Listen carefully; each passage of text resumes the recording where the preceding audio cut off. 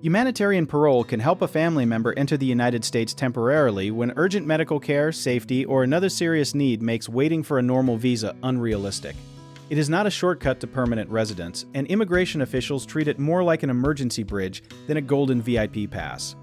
You usually begin with Form I-131, Application for Travel Document, requesting parole for the person outside the United States. You also prepare Form I-134, Declaration of Financial Support, from a supporter who can help cover housing, food, transportation, and other basic needs. The strongest request explains why the medical emergency is urgent, why the person cannot reasonably get help where they are, and why regular immigration processing cannot happen quickly enough. In plain English, you are showing that this is a real emergency, not merely a preference for a faster trip. Medical records matter, especially letters from doctors describing the diagnosis, treatment needed, time limits, and risks of delay. If the patient is in a remote or conflict area, include reliable evidence about blocked roads, damaged hospitals, unsafe travel, unavailable medicine, or other conditions affecting access to care. A short letter from a United States doctor or hospital can explain whether treatment is available here and whether the facility is ready to accept the patient. Nobody expects a medical file that looks like it was assembled by Sherlock Holmes, but vague statements usually leave too many questions.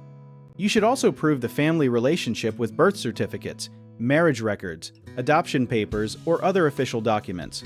If documents are missing because of war, disaster, or closed government offices, explain that clearly and provide other evidence when possible.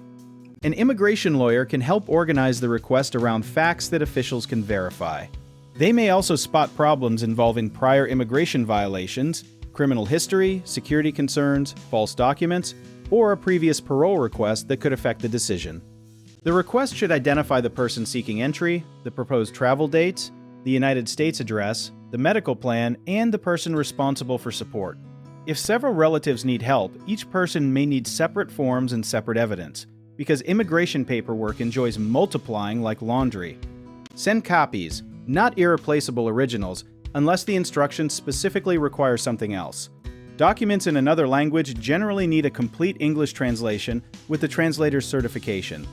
Emergency requests should be clearly marked and supported by proof of the emergency, but a dramatic subject line cannot replace evidence. A doctor's letter, hospital acceptance, safety report, and proof of identity will usually speak louder than 20 pages of angry exclamation marks. Processing times can change, and approval is never guaranteed. Even after approval, the traveler still needs a valid passport or accepted travel document, security screening, and permission to travel through any country along the route. Humanitarian parole is temporary, so the request should explain what happens after arrival.